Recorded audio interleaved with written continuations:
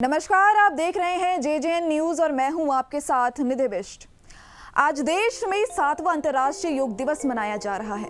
पूरे देश के साथ ही आज अंतर्राष्ट्रीय योग दिवस के मौके पर हल्द्वानी में भी अनेक कार्यक्रम आयोजित किए गए हैं।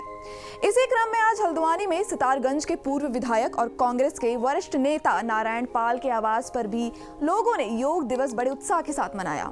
नारायण पाल के आवास पर योग कर रहे लोगों का कहना है कि योग और प्राणायाम एक ही क्रिया है जिसमें शरीर को विभिन्न मुद्राओं में डालकर योग की विधियों को किया जाता है, जिससे शरीर को नई स्फूर्ति मिलती है। उन्होंने अंतर्राष्ट्रीय योग दिवस पर सभी को बधाइयां दी हैं। रूप से अंतर्राष्ट्रीय योग दिवस के ऊपर मैं आप सभी को बधाई देना चाहता हूं। अंतर्राष्ट्रीय योग दिवस भारत में ही नहीं बल्कि संपूर्ण विश्व में आज मनाया जा रहा है और योग से हमारे जहां शारीरिक हमें विकास होता है, वहीं मानसिक विकास भी हमारा इसके माध्यम से होता है। और सबसे बड़ी बात इसमें एक विवेकशीलता, कार्य करने की जो शक्ति है, बड़े समन्वय के साथ हम लोग अपने कार्यों को करते हैं योग के माध्यम से।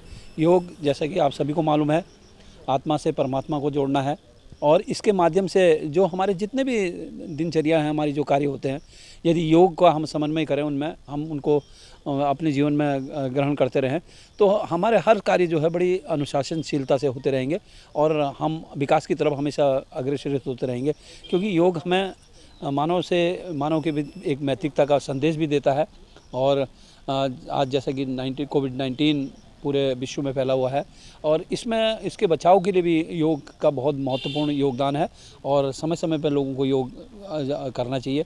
योग के माध्यम से एक नैतिकता बढ़ती है और सारे कार्यों को बड़े अनुशासित तरीके से करें तो ये इंसान कोई नहीं है।